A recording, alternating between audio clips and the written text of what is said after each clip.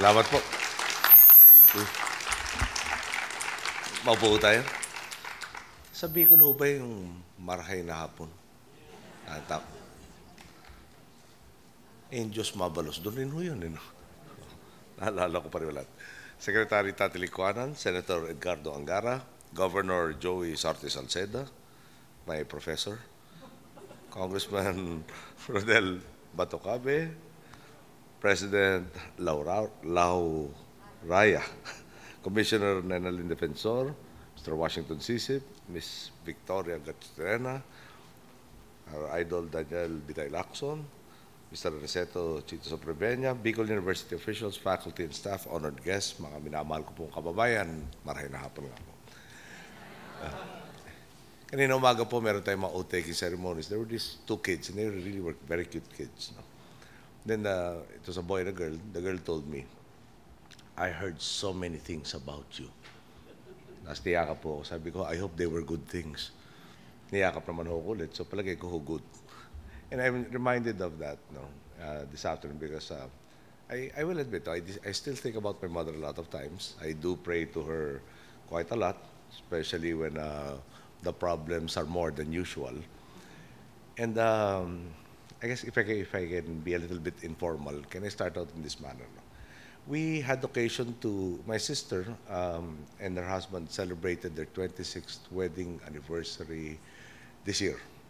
And we went to a restaurant that was frequented by my family. And it has been a while since we went back to that restaurant because we used to spend New Year's Eve dinner with my mother in that particular restaurant. And after she passed away, it tends to emphasize that she isn't with us if we go back to that same restaurant. So this was the first occasion we went back.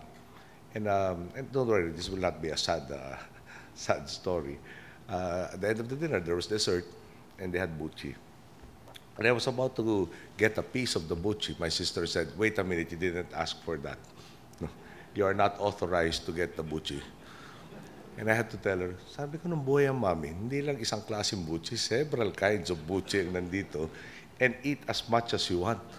Nung wala na mami, makunat ka na ngayon. And 26th wedding anniversary, sabi ko, huwag ka maglala. Pagpunta ko sa Manila Memorial, ikukwento ko talaga itong pangapi mo sa akin. And I'm reminded of that sister because I tend to tease her a lot. Well, she actually teases me a lot more. And, I've been given several doctorates on an Honoris Causa basis. And she had to work for her master's. And unfortunately, her professor is one of my severest critics. So she was not given an easy time of it, but she did earn her master's degree, and she has been awarded that master's degree. So I keep telling her, next time you talk to me, please refer to me by my appropriate title, which is doctor. Since it's 5 times, you have to tell me doctor 5 times before you talk to me. And she said, you never even produced a single paper, and you have 5 doctorates, and I had to do so much to get my master's degree. Anyway, so much for my sister. Yung talaga naman nakaka-impress itong Bicol University. Hindi ko dahil binigyan nyo ng award ng mami. No? First, the prayer. No? If I can borrow the prayer that you had, I want to send it to certain religious members of the religious who seem to have forgotten what Ama Namin stands for as my Christian duty to them. No? Second, I am reminded of Dr. Arboleda. No?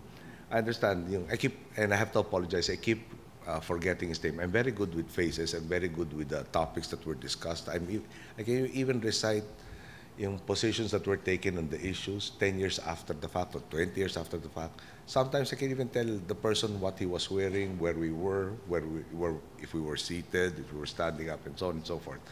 But there is that difficulty of trying to remember all of the names.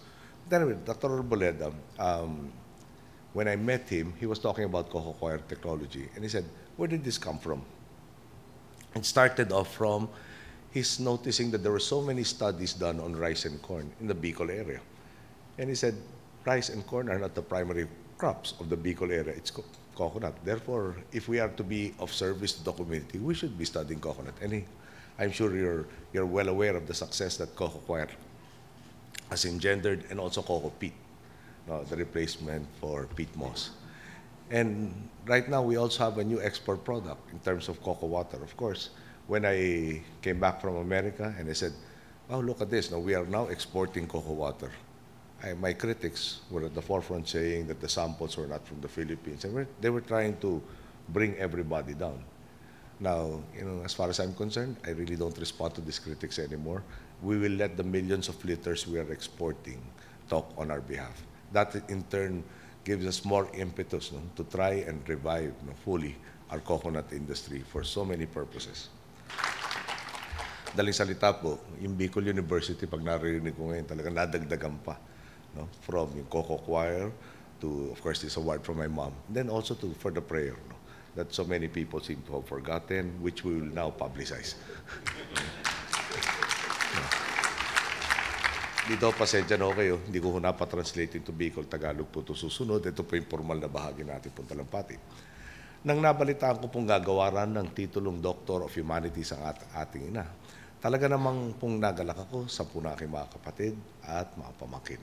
Sino ba namang anak ang hindi matutuwa? Sumasalamin ang pagkilalang ito sa pagiging ehemplo ng aking ina, gayon din sa mga ipinunla niyang butil ng pag-asa sa puso ng marami nating kababayan.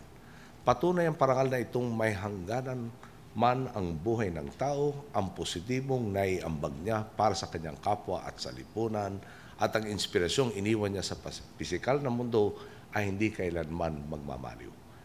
Alam na naman po siguro ninyo ang milagro nangyari sa EDSA noong 1986. Hawak man ng diktadorya ang monopolya ng puwersang militar, nangibabaw pa rin ang lakas na nagkakapit-bisig na sambayanan.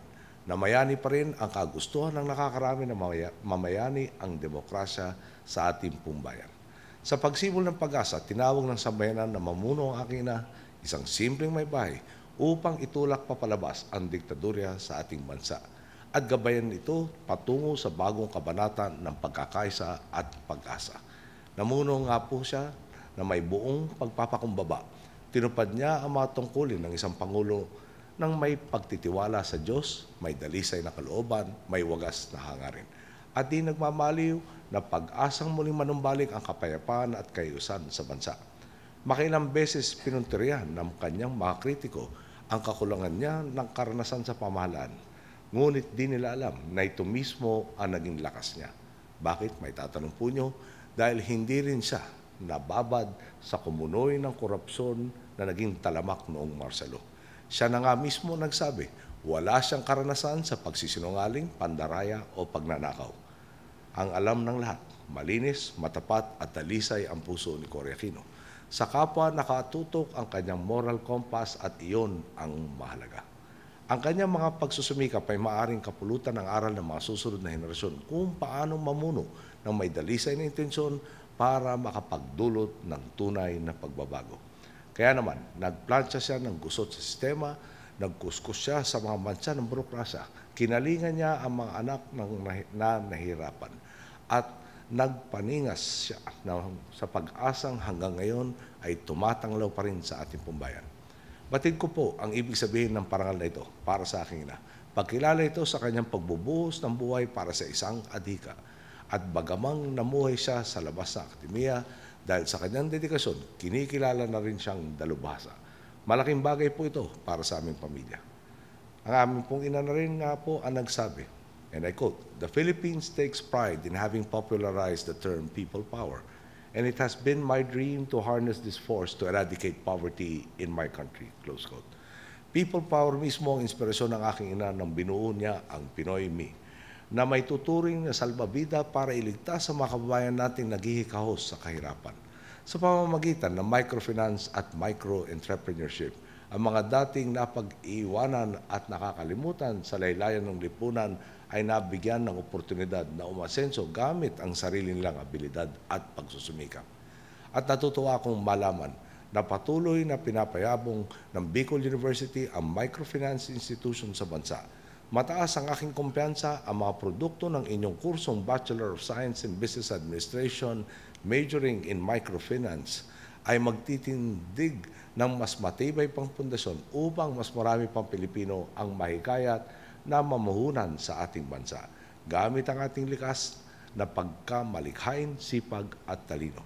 Ako po mismo ay nagpapatupad ngayon ng mga aral na napulot ko mula sa pamumuno ng aking ina. Nasabi na po ng ating Secretary of Trade and Industry, ang ating mga programang pang-ekonomiya ay magpapamalas ng preferential option for small and medium enterprises. Naniniwala po kami na walang dapat maiwan, kaya tuloy ang buhos natin ng suporta sa mga maliliit na negosyo na direktang nakakapagdulot ng kabuhayan at trabaho sa ating mga komunidad. Sagisag po ito ng ating agenda ng malawakang kaunlaran, hindi kaunlaran para lamang sa ilan, hindi kaunlaran para lamang sa mayayaman, kundi kaunlarang tunay na aabot sa hapag-kainan, miskin na mga kababayan natin sa laylayan. Kayang-kaya natin makamit at mapagtagumpayan ito. Ngunit hindi nakaatang sa nag-iisang tao ang katuparan ng hangaring ito. Nakasalalay ito sa ating maigting na pakikilahok, pagbabayanihan at buong loob na paninilbihan sa bayan. Ito ang alaala ni Cory Aquino. Ito ang ipinamana sa atin ng ina ng ating demokrasya. Ito ang inaasahan niyang ipagpapatuloy ng kanyang mga inarugaang kababayan. Madalas po akong tanungin ukol sa aking mga personal na pangarap. Ang madalas ko pong sagot, ikatutuwa ko na kung pagkatapos ng lahat ng hamon at problema ang kinakaharap ng bansa natin ngayon, haharap ako sa may kapala at masasabi sa kanyang, sigurado po akong di hamak na mas mainam at mas maayos ang bansang iniwan ko ngayon kaysa nung dinatnan ko ito. At ngayon, sa pagtanggap ko po ng isa pang parangal para sa aking ina, masasabi ko na rin, tiyak akong di hamak na mas mainam at mas maayos ang bansang iniwan ni Corazon Aquino kaysa sa dinatnan niya.